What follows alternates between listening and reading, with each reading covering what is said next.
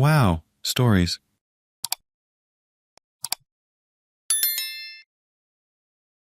My boyfriend mocked my pain when I burned my hand and cheated on me. So I left him and showed him what success looks like without him. Hi. So I've been with my boyfriend for 2 years. He was my first everything and vice versa. Recently, our relationship has been very rocky. I would get upset that my texts would be left unread and my calls unanswered, the usual stuff. Anyways, during a break from our classes, we headed to a shop to get lunch before our next lectures. While I was pouring my coffee, I turned to see where he was and ended up spilling the coffee on my hands. It was a horrible pain and I was taken completely by shock. I called him over to ask for help. He started telling me how I was stupid for doing this. When I said it burns, he said, "Yeah, that's what happens when you spill coffee."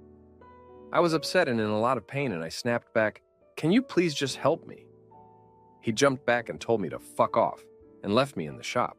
It took me a good few more minutes to get the coffee off me. I couldn't think clearly and went to buy a cold drink and sat down. After a while, the pain escalated and I stumbled my way to our campus matron.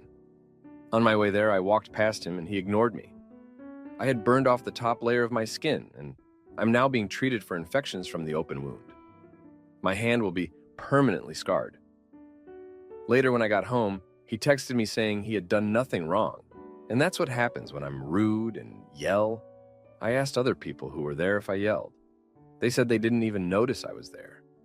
He keeps telling me to move on, but I refuse to, until he apologizes. But he's dead set on the idea I deserved it. 2 days later, as we were walking home, he and a friend of his recalled the events, and his friend said I deserved to be left there for being so mean. They both laughed, and I ended up leaving. I'm very upset because if I had gotten help earlier, the scar would not be as large. I might not even have a scar at all. I also hate being made fun of. How do I move on? Edit. I changed a few details so this wouldn't get back to me. It was soup, not coffee. Sorry for the confusion. It was very thick, so it didn't immediately slide off my hand. It was kept in this big metal pot that was being heated constantly, and there was a metal ladle to pour the soup into a cup. Edit 2. Once again, I'm very sorry for changing soup to coffee. I seem to make people angry, and that's understandable since coffee doesn't make any sense. Edit 3. This has received a lot more comments than I was expecting, but honestly, it's very helpful. Even the negative comments correct me on things I've done wrong. I also want to say sorry for things I have done wrong. I want to thank everyone for helping. I'm scared to lose him, but a lot of people helped me realize he's not the person I started dating. He's been a part of every day of my life for 2 years. So I think that's why I couldn't come to that conclusion on my own. I came here because all of my friends are his friends first.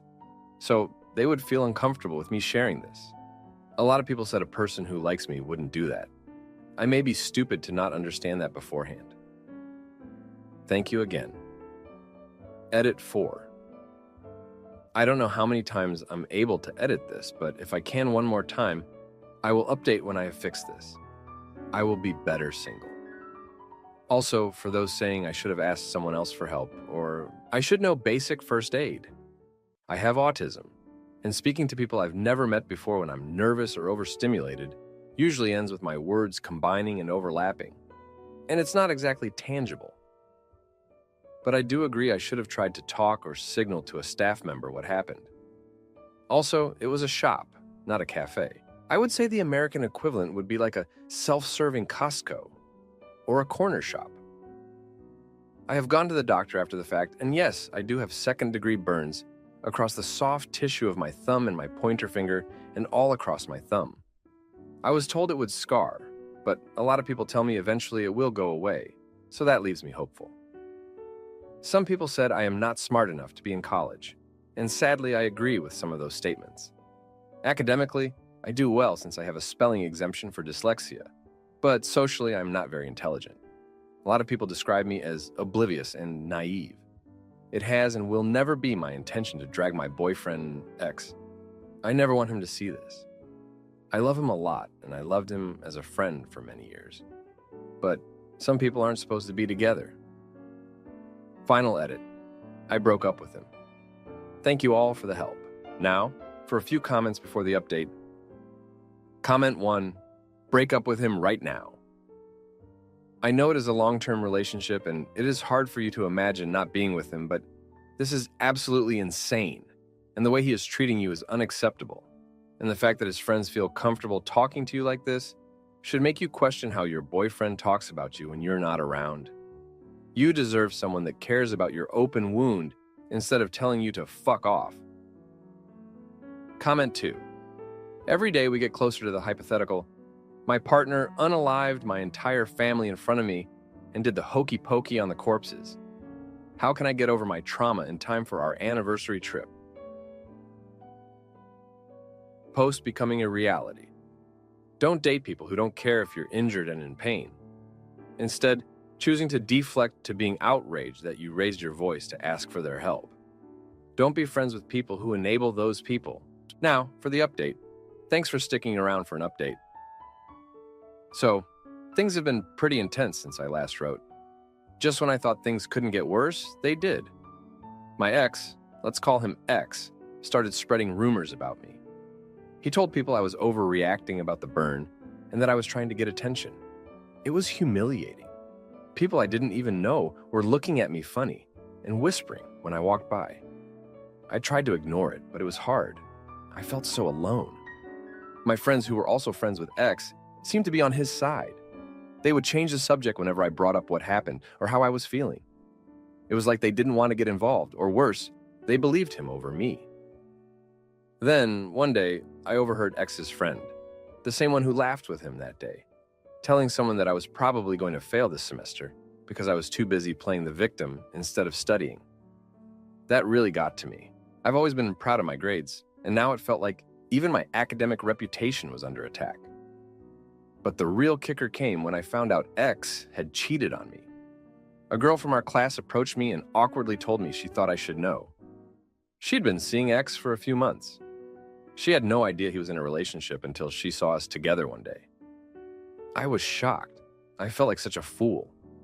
I confronted X about it, and he didn't even deny it. He just shrugged and said it wasn't a big deal since we were practically over anyway. I couldn't believe his nerve. It was like he had no remorse at all. I was so angry and hurt, but I also felt a strange sense of relief. It was like I finally had a clear reason to end things. Something undeniable that I couldn't just brush off or excuse.